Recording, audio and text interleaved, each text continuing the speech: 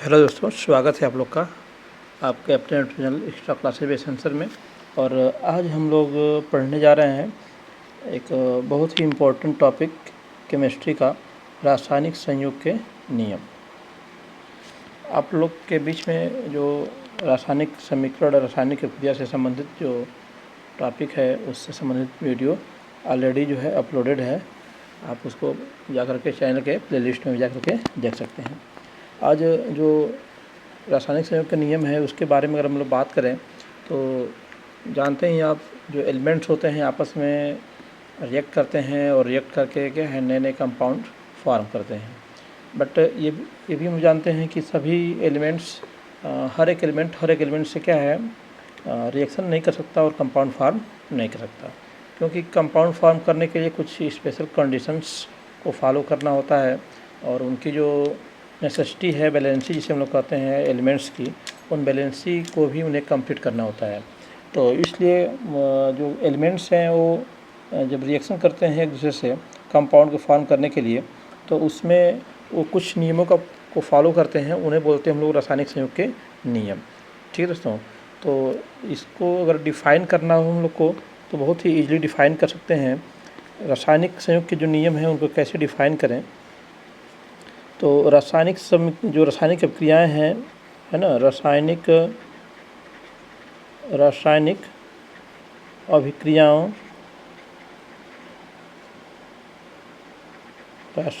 अभिक्रियाएँ संपन्न होने के लिए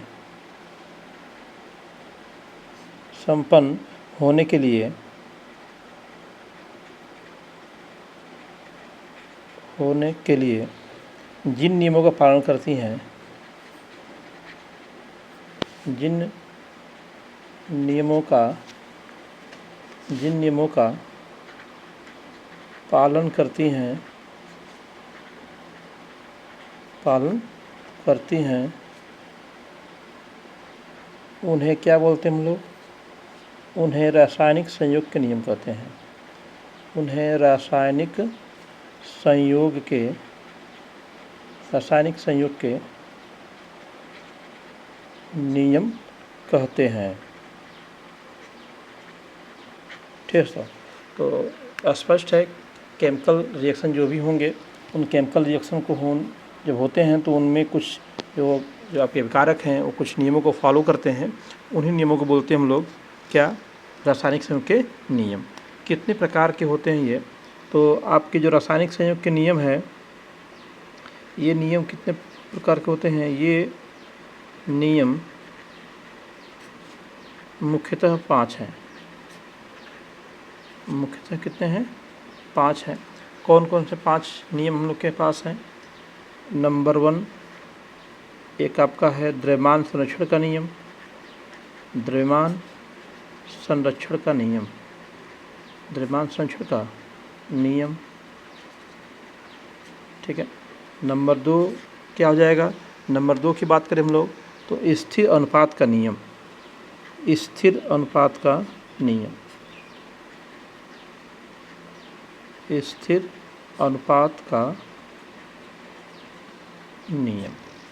ठीक है दोस्तों।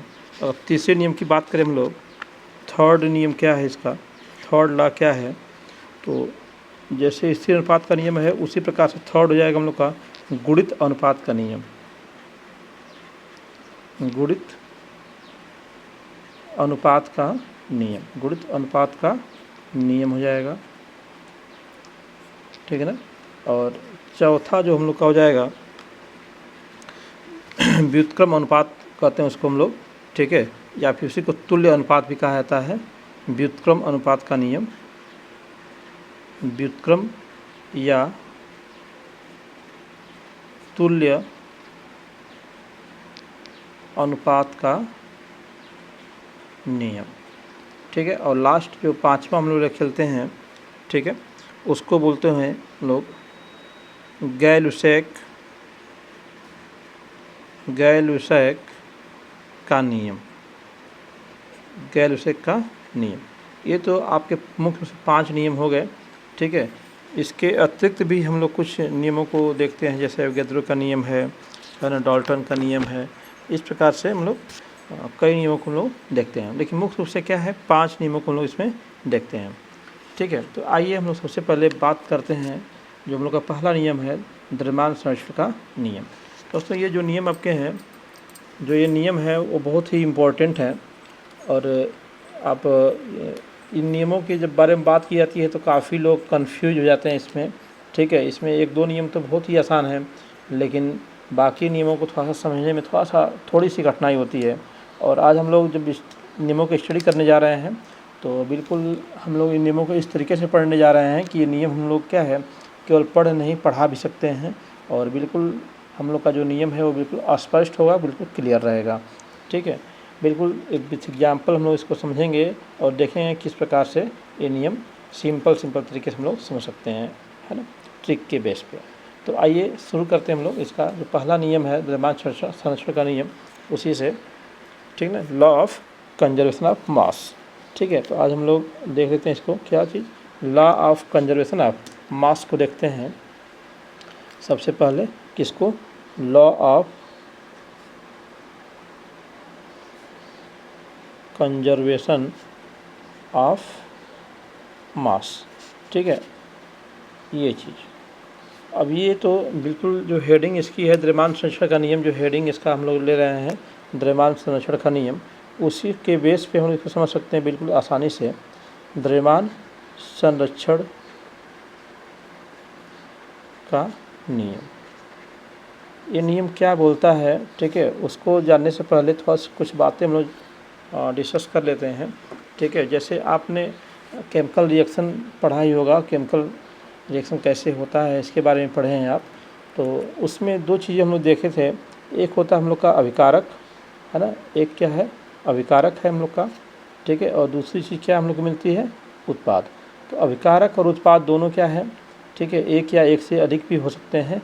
ठीक है, लेकिन उनको सम्मिलित रूप में क्या है अभिकारक ही बोलेंगे और उत्पाद बोलेंगे। ठीक है, अब अभिकारक के बारे में डिटेल जानना है, उत्पाद के बारे में डिटेल जानना है, तो इसके लिए भी एक वीडियो अपलोडेड है ऑलरेडी, आप चैनल पे जा कर के देख सकते हैं। फिर भी आप यहाँ पे छोटी चर्चा कर लें, तो जो तत्व या पदार्थ आपस में रिएक्शन करते हैं, क्रिया करते हैं, उन्हें अभिकारक कहते हैं, और जो हमें नया पदार्थ प्राप्त होता है, ठीक है, उन्हें क्या बोलते हैं, उत्पाद बोलते हैं।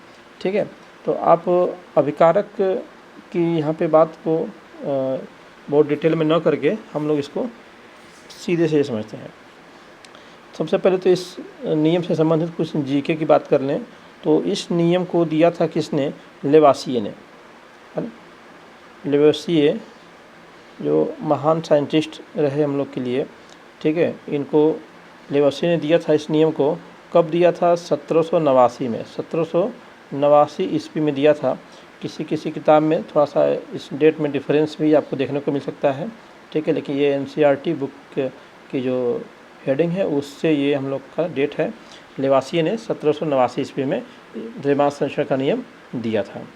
ठीक है, और ये भी एक इम्पॉर्टेंट चीज़ आप देखेंगे इसमें, ठीक है, कि लेवासिए जो हैं फादर ऑफ केमिस्ट्री, लेवासिए क्या हैं आपके, फादर ऑफ केमिस्ट्री हैं ये। ठीक है, केमिस्ट्री के पिता, केमिस्ट्री के जनक, रसायन विज्ञान के जनक माने जाते हैं ये, है ना, रसायन विज्ञान के जनक। तो रसायन विज्ञान के जनक अगर आपसे पूछता है कभी तो कौन है, लेवासिए हैं। ठीक है ना, और उन्होंने ही क्या है द्रव्यमान संरक्षण का नियम भी दिया था, 1789 ईस्वी में दिया था। ठीक, तो ये तो कुछ बात हो गई इस नियम से जुड़ी हुई उसके हिस्ट्री की। ठीक है, अगर इस नियम की बात करें हम लोग तो ये नियम बहुत ही सिंपल है, बहुत ही आसान है, इसको समझना बहुत ही ईजी है। क्योंकि लेवासिए जी ने कहा कि हम लोग जब कोई रासायनिक क्रिया होती है तो उस क्रिया में जब जो अभिकारक भाग लेते हैं तो उनका जो द्रव्यमान होता है वो उतना ही द्रव्यमान क्या हम लोग को उत्पाद में ही प्राप्त होता है।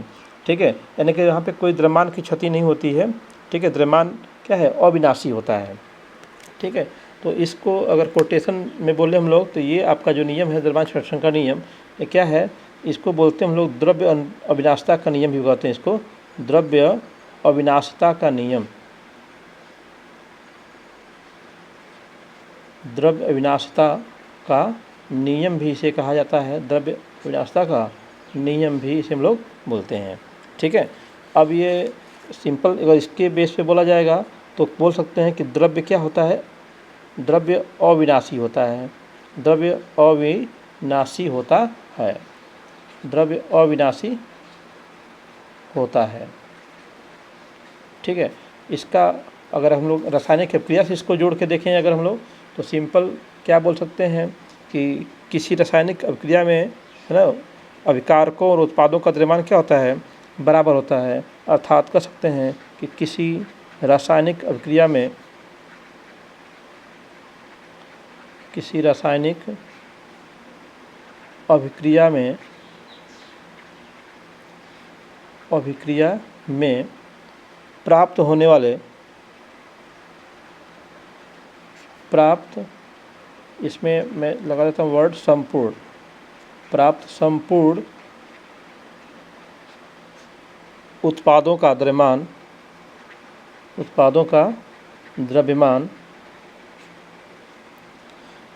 अभिकारकों के कुल द्रव्यमान के बराबर होता है। अभिकारकों के कुल द्रव्यमान के बराबर होता है, के बराबर होता है। ठीक है, अर्थात क्या हुआ इसका मतलब कि जितने अभिकारक कि जितना द्रव्यमान भाग ले रहा है किसी अभिक्रिया में, उतना ही क्या है, उत्पाद का भी द्रव्यमान होगा। जैसे मान लीजिए कि यहाँ पे ए और बी आपस में अभिक्रिया कर रहे हैं और उससे में क्या है सी प्लस डी क्या यहाँ पे प्राप्त हो रहा है। ठीक है, तो मान लीजिए आपके ए के जो है x ग्राम, ठीक है, बी के क्या है y ग्राम इसमें भाग ले रहे हैं, और सी के जो है आपके मान लीजिए कि यल ग्राम है, और डी के कितने हैं यम ग्राम इसमें भाग ले रहे हैं अगर। ठीक है, तो अभिकारक का द्रव्यमान कितना हो जाएगा, ठीक है ना, अभिकारक का द्रव्यमान कितना हो जाएगा निकाल लीजिए। इसमें अभिकारकों का द्रव्यमान निकाला जाए तो कितना हो जाएगा, x प्लस वाई ग्राम हो जाएगा। ठीक है, ऐसे ही अगर उत्पादों का निकाला जाए, उत्पादों का द्रव्यमान निकाला जाए तो हो जाएगा यल प्लस यम हो जाएगा, यल प्लस यम ग्राम में हो जाएगा। ठीक है, तो यहाँ पे क्या होगा, द्रव्य अविनाशता के नियम से जो है, ठीक है, या फिर कह सकते हो द्रव्यमान संरक्षण के नियम से, द्रव्यमान संरक्षण के नियम से, ये नियम क्या बोलता है कि हम लोग के अभिकारकों का द्रव्यमान क्या है, उत्पादों द्रव्यमान के बराबर होता है। तो x plus y equal to क्या हो जाएगा, यल प्लस यम हो जाएगा। ठीक है, ये आपका अभिकारकों का द्रव्यमान हो गया, ये क्या हो गया, उत्पादों का द्रव्यमान। ठीक है, इसी द्रव्यमान को हम लोग भार के रूप में भी क्या है इसको ले सकते हैं। ठीक है, भार के रूप में भी इसको लिया जा सकता है। ठीक है, आइए इसको एक और एग्जांपल से हम लोग देखते हैं इसको। ठीक है, एक एग्जांपल और इसके लिए देखिए, मान लीजिए कि आपका जो है जल है, ठीक है, जल का फार्मेशन हो रहा है। तो जल के फार्मेशन में आप जानते ही हो क्या क्या यूज हम लोग करेंगे। उसमें सपोज दैट उसमें क्या है, हम लोगों ने हाइड्रोजन ले लिया। ठीक है, इसमें 2 अणु लिए हाइड्रोजन के और 1 अणु लिया मैंने ऑक्सीजन का, और दोनों का रिएक्शन कराया गया। हम लोग को मिल गया क्या चीज़, ये आपका 2H2O प्राप्त हो गया, हम लोग का जल प्राप्त हो गया। तो अब यहाँ पे देखें तो हाइड्रोजन का जानते ही हैं आप, परमाणु भार कितना होता है, 1 होता है। तो 2 गुणे यहाँ पे क्या हो जाएगा, 2 गुणे 1 हो जाएगा। 2 मालिक्यूल्स हैं तो इसके लिए 2 हो गया हम लोग का। ठीक है, ऐसे ऑक्सीजन की बात करें हम लोग तो ऑक्सीजन कितना होता है, 16 होता है। तो 2 गुणे क्या हो जाएगा, 16। ठीक है, और एरो मार्क के बाद देखा जाए तो कितना हो जाएगा, एरो मार्क के बाद हम लोग का यहाँ पे 2 हाइड्रोजन यहाँ पर भी हैं, तो 2 और उसके 2 मालिक्यूल्स भी हैं। ठीक है, तो यहाँ पे हम लोग 2 × 1 कर लेते हैं, और ऑक्सीजन कितना होता है, 16 होता है। अब इसको आप कैलकुलेट कर लो, कैलकुलेट करेंगे तो आपको दिखाई देगा ये कितना, देख लो, 2 × 1 = 2, 2 × 2 = 4 हो गया हम लोग का, अब प्लस 16 × 2 = 32 हो जाएगा, 32। और इधर क्या मिला हम लोग को, देख लीजिए, 2 × 1 = 2, 2 × 1 = 2, और ये 16 कितना हो जाएगा, 18 हो जाएगा। तो 2 × यहाँ पे हो गया 18। ठीक ठीक है। ये आपका ऐड करिए कितना जाएगा 36 हो जाएगा, और इधर देखिए 18 टू जा 36, ठीक है। तो यहाँ पर देख रहे हैं ना दोनों का जो परमाणु भार है क्या है बराबर आ रहा है। अगर ग्राम में अगर भार लिए गए हैं तो क्या आ रहा है बराबर। तो अभिकारकों का द्रव्यमान क्या है उत्पाद के द्रव्यमान के बराबर, या फिर अभिकारकों का भार जो है उत्पाद के भार के बराबर है, ठीक है। तो इस प्रकार से आप किसी भी एग्जाम्पल को लेकर के देख सकते हैं, ठीक है।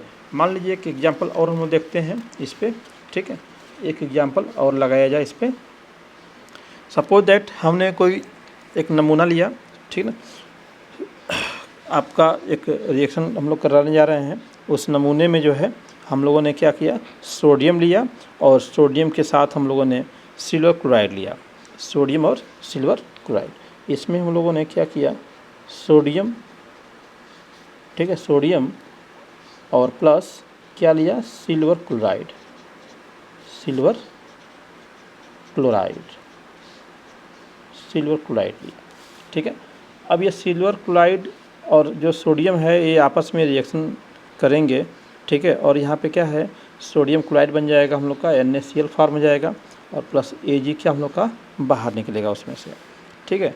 अब इनकी अगर मात्राएं दिया हो, सोडियम की कितनी मात्रा लिया गया है और AgCl का कितनी मात्रा लिया गया है, उसके बेस पे अगर हम लोग बात करें तो मान लीजिए कि जो सोडियम की मात्रा है, सोडियम कितना है हम लोग का, सोडियम को दे दिया उसने 2.30 ग्राम में है ये, ठीक है।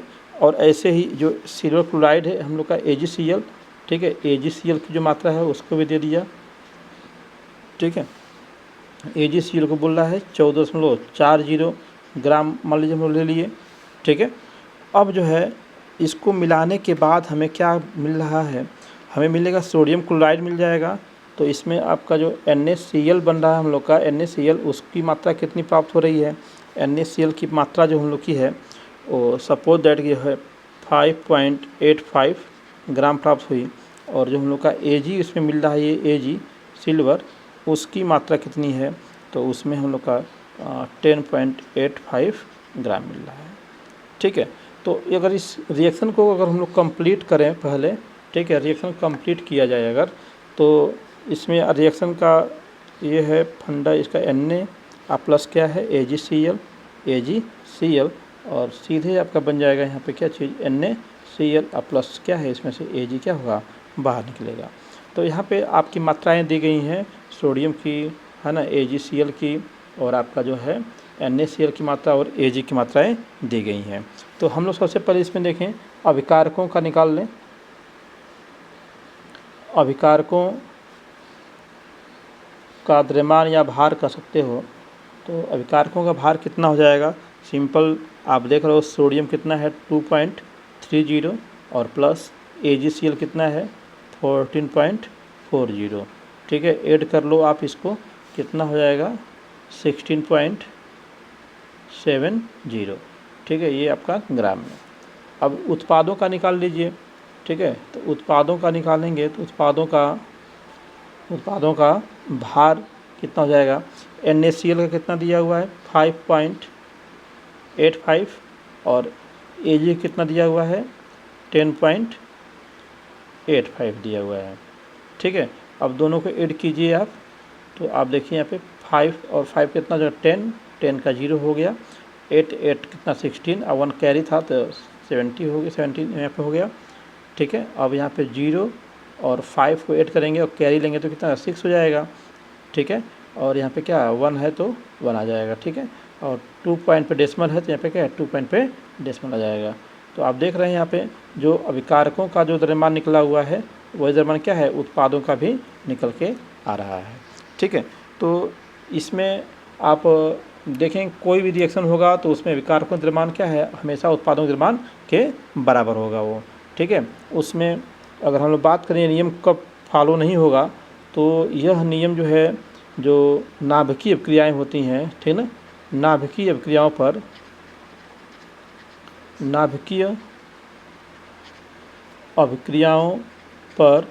यह नियम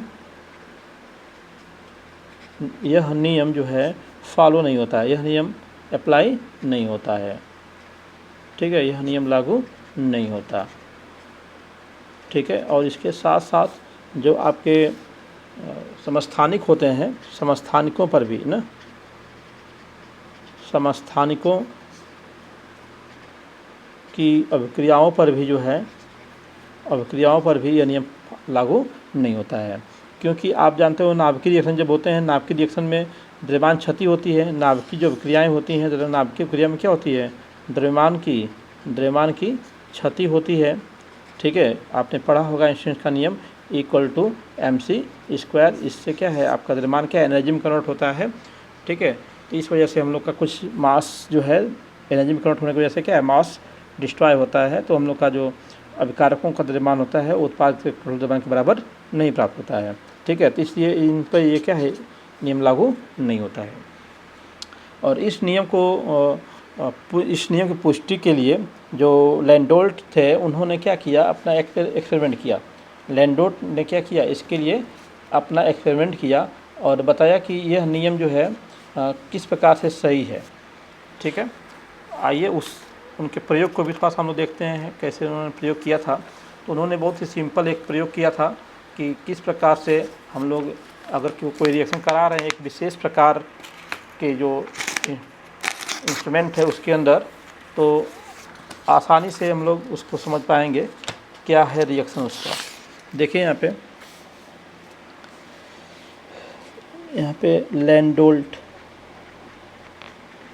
लैंडोल्ट नाम के वैज्ञानिक थे। ठीक है, इन्होंने क्या किया था, इस द्रव्य अनुपातिक द्रव्य संरक्षण का नियम जो था, द्रव्यमान संरक्षण का नियम की पुष्टि किया था उन्होंने।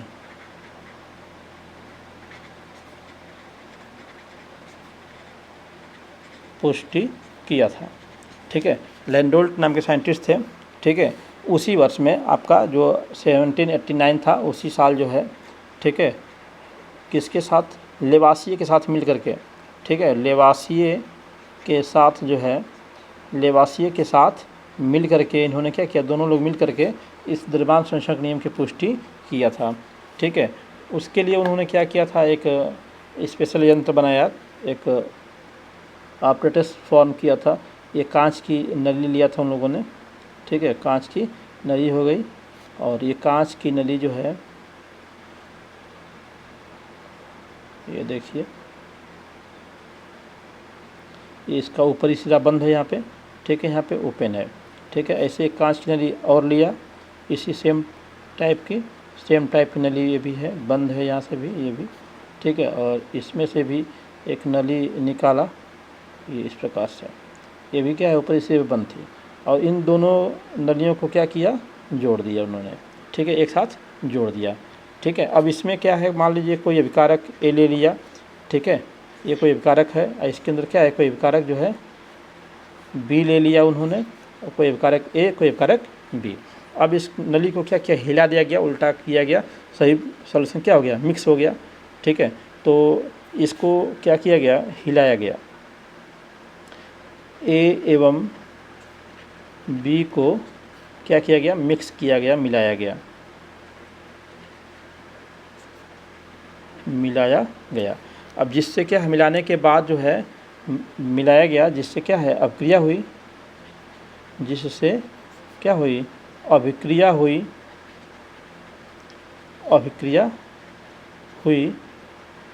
और हम लोग को क्या है, उत्पाद प्राप्त हुआ। ठीक है, तो सबसे पहले जब लिया गया तो अभिक्रिया से पूर्व, ठीक ना, अभिक्रिया से पूर्व क्या हुआ, अभिक्रिया से पूर्व जब उनको मिक्स नहीं किया गया, तो अभिक्रिया से पूर्व अभिकारकों का द्रव्यमान देखा गया। ठीक है, वह बराबर था किसके, अभिक्रिया के पश्चात, जो इसको मिला दिया गया तो उसके बाद भी देखा गया, तो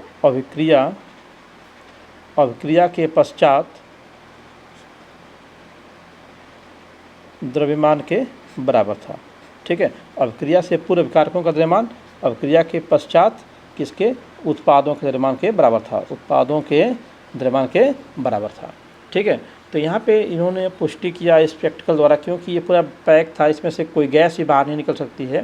ठीक है, अगर कोई गैसियस स्टेट में भी कोई प्रोडक्ट आता है तो भी क्या है, इसके अंदर ही रह जाएगा। तो फिर उसके भार को तौला गया रिएक्शन के बाद भी, तो क्या है, उत्पादों का द्रव्यमान क्या है, विकारकों के द्रव्यमान के बराबर आया। और इसी के बेस पर उन्होंने इसकी पुष्टि किया कि हम लोग अगर कोई रिएक्शन कराते हैं तो विकारकों का द्रव्यमान क्या है, हमेशा उत्पादों के द्रव्यमान के बराबर होता है और किसी प्रकार की द्रव्यमान क्षति नहीं होती है, द्रव्यमान का संरक्षण रहता है ना। यानी कि द्रव्य क्या है, संरक्षित रहता है। ठीक है, द्रव्य संरक्षित रहता है। ठीक है, किसी भी अभिक्रिया के दौरान द्रव्य क्या होता है, संरक्षित रहता है। ठीक है दोस्तों, आइए अब देखते हैं इसका जो सेकेंड लॉ है, सेकेंड नियम, जो रासायनिक संयोग का नियम है, उसका दूसरा नियम देखते हैं हम लोग।